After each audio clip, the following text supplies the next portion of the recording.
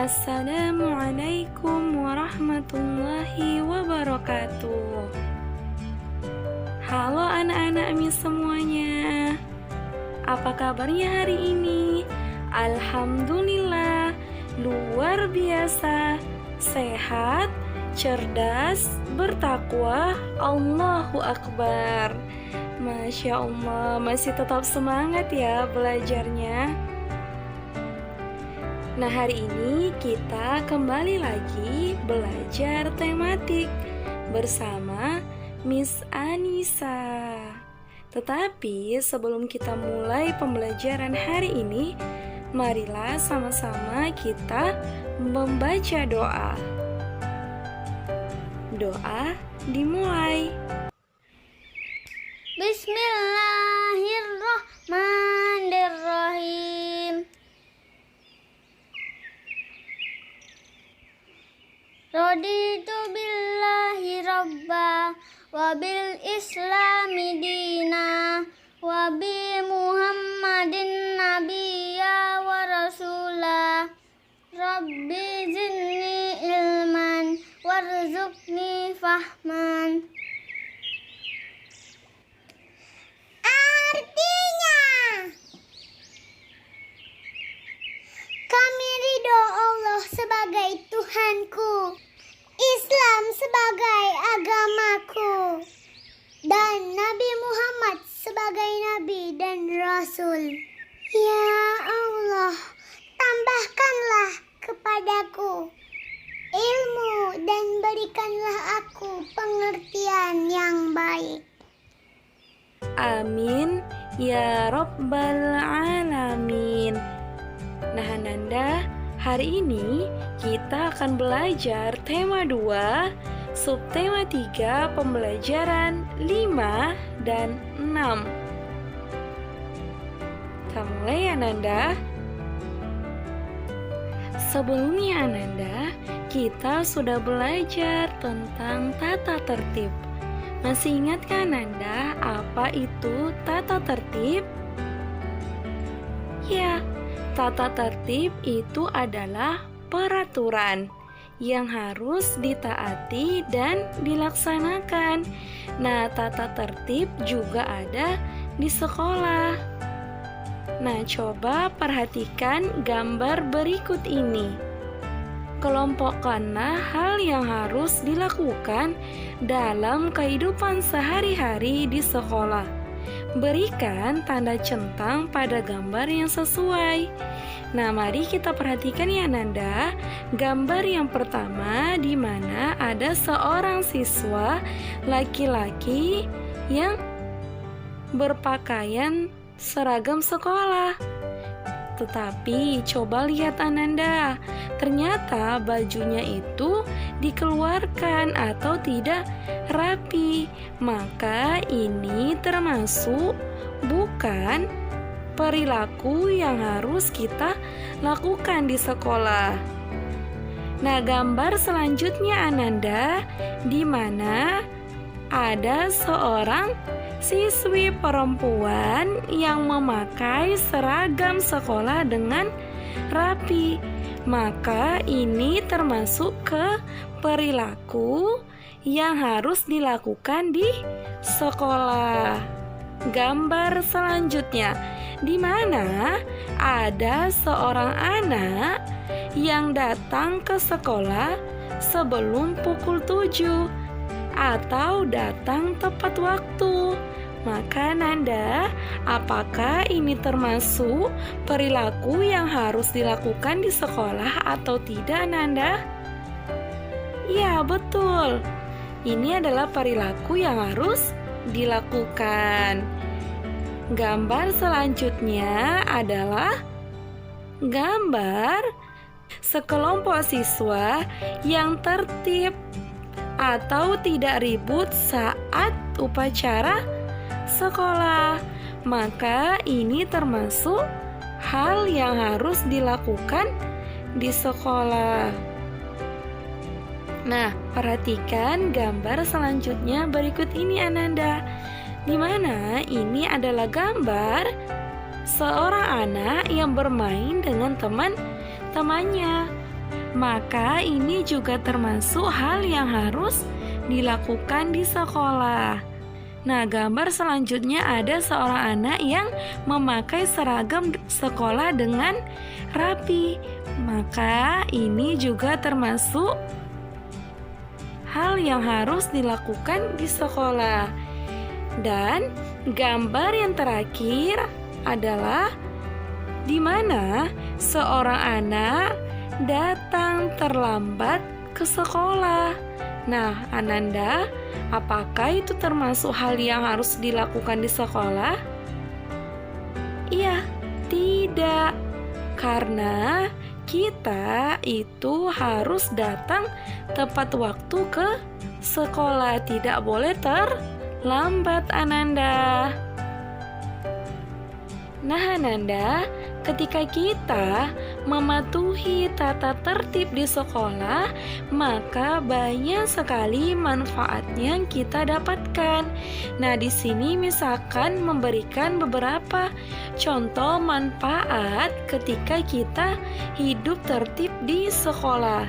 Nah, yang pertama itu kita akan terlatih untuk hidup disiplin. Yang kedua, kita akan terbiasa hidup rapi dan bersih. Yang ketiga, kita juga akan terlatih untuk bertanggung jawab atas aturan yang ada. Yang keempat, membiasakan diri untuk ramah kepada orang lain. Nah, selanjutnya Nanda, ada juga akibat ketika kita tidak tertib di sekolah. Nah, yang pertama, mendapatkan sanksi atau hukuman. Yang kedua, jika kesalahan yang kita lakukan itu sudah parah, maka akibatnya orang tua kita juga akan dipanggil ke sekolah. Nah, Ananda mau seperti itu? Kan tidak kan Ananda? Maka kita harus mentaati tata tertib di sekolah. Selanjutnya Nanda, kita akan membaca teks yang berjudul sepak bola.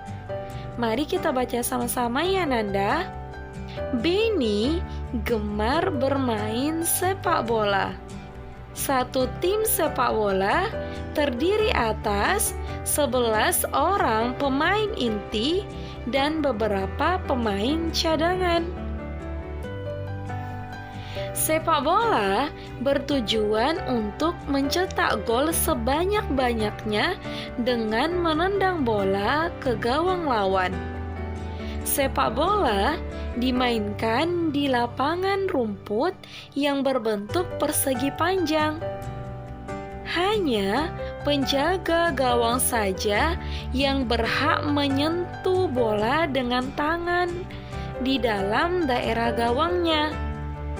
10 pemain lainnya diizinkan menggunakan seluruh tubuhnya selain tangan. Tim yang mencetak gol paling banyak pada akhir pertandingan adalah pemenangnya. Jika hingga waktu berakhir skornya masih imbang, dapat dilakukan undian, perpanjangan waktu, atau adu penalti. Wasit menggunakan peluit untuk memulai permainan, pelanggaran, dan akhir permainan. Nah, berdasarkan teks yang sudah kita baca Ananda, ada beberapa kata yang harus kita pahami atau ketahui beserta makna atau artinya. Nah, yang pertama itu ada kata tim, di mana artinya itu adalah kelompok atau regu. Yang kedua kata inti, artinya paling pokok atau penting. Yang ketiga kata gol, artinya masuknya bola ke dalam gawang. Selanjutnya kata gawang. Makna atau artinya dua tiang sebagai tempat sasaran memasukkan bola. Nah, yang terakhir kata penalti yang artinya tendangan hukuman karena melanggar peraturan permainan. Sekarang Ananda, mari kita membaca teks percakapan berikut ini dengan cermat. Beni berkata, "Teman-teman, aku menemukan fakta unik tentang pembagian." Temannya berkata, "Fakta apakah itu, Beni?" Beni menjawab, "Nah, perhatikan tabel berikut." Nah, ini Ananda adalah tabel perkalian. Kita menghitung pembagian bilangan 15 dengan bilangan 5. Perkalian bilangan 15 yang sebaris dengan bilangan 5 ternyata ada di jalur 3. Jadi 15 itu dibagi 5 sama dengan 3. Maksudnya Ananda, kita bisa mengetahui hasil suatu pembagian bilangan itu dengan melihat tabel perkalian. Nah, perhatikan contoh berikut ini Ananda biar semakin paham. Nah, di mana pada soal yang pertama kita akan membagi 16 dibagi dengan 2. Nah, coba Nanda perhatikan di tabel perkalian ini, di manakah angka 16? Ya, betul, di sini. Ternyata 16 itu sejajar ke samping dengan angka 2. Kemudian 16 juga sejajar ke atas dengan angka 8. Maka Ananda 16 dibagi dengan 2 itu sama dengan 8. Nah, contoh soal yang kedua, 21 dibagi dengan 3 Ananda. Nah, kita lihat di manakah letak angka 21? Ya, di sini Ananda. Nah, 21 itu sejajar ke samping dengan angka 3. Nah, kita lihat angka yang sejajar ke atas dari angka 21, yaitu adalah 7. Maka hasil dari 21 dibagi dengan 3 sama dengan 7 Ananda. Nah, soal yang terakhir, 32 dibagi dengan 4. Nah, 32 itu letaknya ini Ananda. Nah, di mana 32 itu sejajar ke samping dengan angka 4. Nah, kita lihat angka yang sejajar ke atas dengan angka 32, yaitu angka 8. Maka 32 dibagi 4 itu sama dengan 8 Ananda. Bagaimana Ananda? Sudah paham ya? Ternyata dalam menyelesaikan pembagian bilangan itu bisa kita lihat dari tabel perkalian. Ternyata Ananda, pembelajaran kita sudah selesai. Marilah kita sama-sama mengucapkan hamdalah. Alhamdulillah Hirabbil Alamin. Semoga apa yang disampaikan dapat dimengerti dan dipahami oleh Ananda, sehingga menambah ilmu pengetahuan Ananda. Dan ilmu yang kita dapatkan adalah ilmu yang diberkahi dan diridhoi oleh Allah Subhanahu wa Ta'ala. Amin ya Rabbal Alamin. Nah, Nanda tetap jaga kesehatan ya. Ketika keluar rumah, jangan lupa untuk memakai masker dan selalu cuci tangan. Dan jaga jarak dengan orang lain. Semoga COVID-19 ini dapat teratasi sehingga kita bisa berjumpa secara langsung ya Nanda. Bisa akhiri pembelajaran hari ini dengan mengucapkan wassalamualaikum warahmatullahi wabarakatuh.